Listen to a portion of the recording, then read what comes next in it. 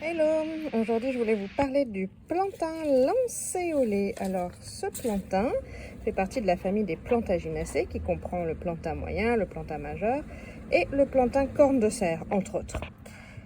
Ici je voulais vous parler de ce plantain lancéolé dont les feuilles sont en forme de pointe de lance comme vous pouvez voir.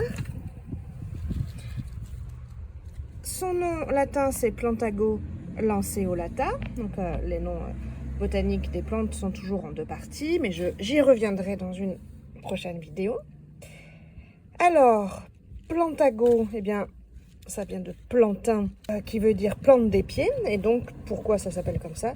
Eh bien parce que le plantain majeur notamment a des feuilles ovales qui s'étalent au sol et qui, à nos anciens, donnaient l'impression de ressembler à une plante des pieds.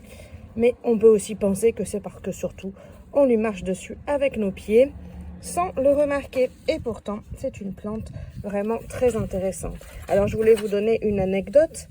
Vous voyez ici, pour le reconnaître, on l'appelle aussi la plante aux 5 coutures ou aux 5 côtes. Pourquoi? Eh bien, parce qu'elle a 5 nervures très épaisses, vous voyez, parallèles et qui se rejoignent juste au bout, et ça c'est une particularité des plantains et notamment de celui-ci chez qui ça se voit très bien.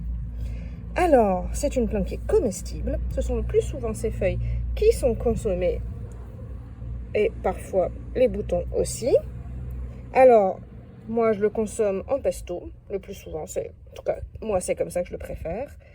On mange surtout les feuilles jeunes, celles qui sont tout au centre ici, derrière ce petit géranium revers, voilà, et qui ont un goût de champignon. En médecine, on peut l'utiliser en infusion en cas de toux. On peut utiliser aussi ces feuilles en infusion, mais en bain oculaire pour les irritations des yeux. Et c'est aussi un excellent antihistaminique, c'est-à-dire qu'en cas d'allergie saisonnière, eh bien, il y a des remèdes qui sont faits à partir du plantain et qui sont très efficaces. Pour la peau, il a aussi beaucoup d'indications et j'y reviens dans la suite de la vidéo. Si vous voulez d'autres renseignements plus élaborés qu'une petite vidéo sur YouTube, eh bien, guettez notre site internet car bientôt nous y mettrons des articles plus détaillés.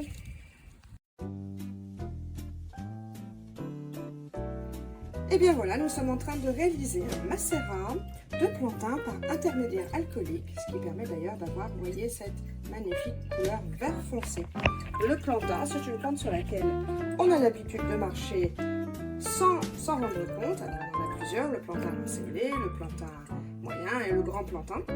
Et ce macérat est très utile pour soulager les piqûres d'ortie, ce qui pour moi est très important vu que je cueille très souvent de l'ortie.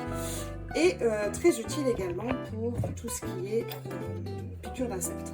C'est aussi une excellente plante pour toutes les irritations de la peau et pour l'eczéma.